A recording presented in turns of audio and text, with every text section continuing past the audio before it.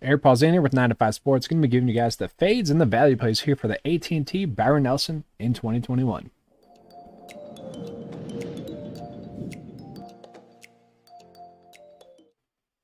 Now, guys, just a reminder, these are supposed to be bold fades, okay? These are supposed to be fades in which we had the right process. Now, last week I did end up fading Rory, and he ended up winning it. That's kind of going to be a little bit of the theme this week. I'm going to be fading some guys where they could put it all together and go out and play well, but I also did fade Patrick Cantlay. I did fade Harold Varner, which were some popular picks for like bounce back spots.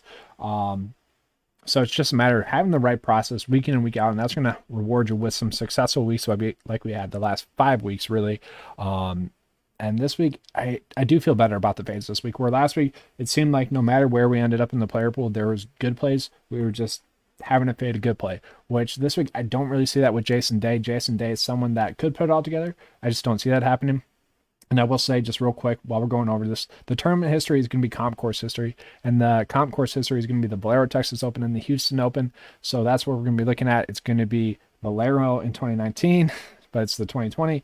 I just didn't want to change this around for this graphic. That's a lot of going through and having to edit out. I didn't want to do that. So Valero, Houston, Houston, Valero. That's the comp course history there. But Jason Day just not been in good recent form. Now he can easily go ahead and put it all together. I just don't see that happening. He does rank out actually pretty well, top 20 in the model. That's never a bad thing.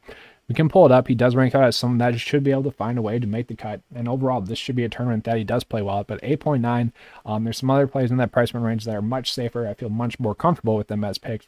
And that's why I'm going to be fading him, because we just don't have to go out of our way to play him. Feel better playing Sky Scheffler. I feel better about playing kind of forget who was in this price point range. It was a core play for me. Check out the core play video if you want to know who that player was. We got too much information going on in my head right now. The other fade for me is actually going to be Brooks Koepka. So Brooks Koepka, I just worry about this week. He grades out actually pretty well.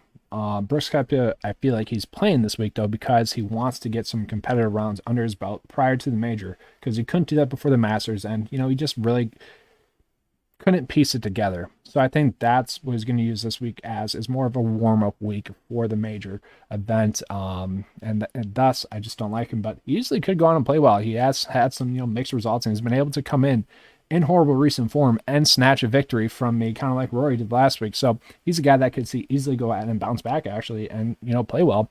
I just don't really trust it with Brooks. I think this is going to be much more of a tune-up week for him. So that's why he's going to be a fade for me. Unless he, puts it all together, I just don't see him, mentally being in it. This was just more of a practice week for him. So Sam Burns, I've really liked the whole year, but coming off of a victory, we always just naturally fade someone coming off a victory. Pretty much seems like kind of the two rules of thumbs are, well, this year it's fade the defending champ and then of a tournament, and then fade the guy coming off of a victory, because they're just not going to play well. It's a mentality thing, I think, where a player, their whole career is based around set goals, where maybe it's make a few cuts, make the PGA Tour, then get a victory. Well, Sam Burns got his victory, so he's got to set some new goals for him. Mentally, it makes sense for him to take a step back, and I think that's why we see players typically start to fade off for a little bit. Sam Burns, for that reason, at 9.3, that's just a little bit too much. That's a price point that I don't feel like I can pay up for. Then we're going to get into another fade, and then we'll get into the value plays for you. So it's actually going to be Will Zalatoris. I'm going to be fading for the third straight week, and I don't feel as good about it this week as I did the previous 2 weeks. So RBC Heritage, that's kind of an easier fade. Last week, I faded him just kind of naturally. Didn't like the price point. Like I said, last week there's a lot of quality plays, so I didn't feel good about playing Will Zalatoris. So he didn't play horrible. I actually just had a horrible putting week. Everything else was pretty much on par with kind of what you would expect from him. So he usually could go ahead and bounce back and play well this week. I just worry about it. I just worry about him as a pick, as a play this week. Just the price point is a little bit too high for me. He's a guy where I just want to see him put together, kind of going back to it mentality-wise. It kind of makes sense for him to really fade off after that really impressive run that he had, kind of happening off there at the Masters. Really, he was kind of a winner, even though he didn't win the tournament. So it does make sense why he would be someone that's kind of fading off right now, and that's why I can't end up on him as a pick. Now we're going to get into a couple of the value plays that I like.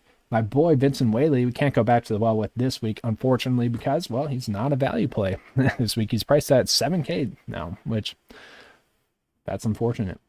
So we're going to be looking at Joseph Brumlett, 6.7. Grades out someone that should be able to make the cut, but he's, ooh, no.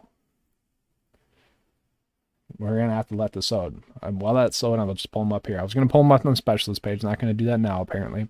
But course history-wise, 2 made cuts at the Texas-based courses that I'm looking at. Kind of hit or miss recent form. Missed the cut last week, but that was with 1 bad second round. He really faded on the back 9. Kind of just had a rough stretch there. But prior to that, had been making some good amount of cuts. Had made 6 of his last 7 cuts. So he's a guy that I could see bouncing back this week. He's a guy that I think we could easily end up on this week. So I don't mind Joseph Brumlett as a pick. I'll see if I can get him pulled up here. So, yeah, we got Joseph Brumlett pulled up here. He has been playing much better as of recently. That's kind of what this indicator tells us. A little bit more accurate recently. A little bit better kind of just everywhere in his game, strokes gained to the green. He's someone that I could easily see going out and playing better. If this is a course where we do see strokes gained to the green being a key factor, then I really don't mind him as a pick. Value-wise, you can find worse value plays, and kind of a worse value play is actually going to be someone like Roger Sloan this week, where I don't love him as a pick, but for value reasons, it kind of does make sense. He's ranks out as someone that should be right around a made cut.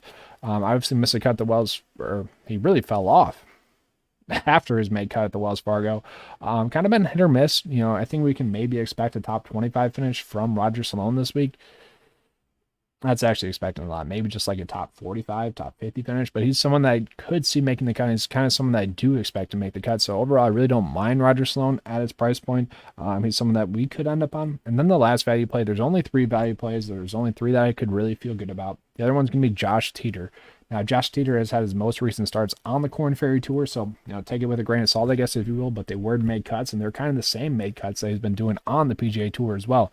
He actually ranks out top 30 in the model this week.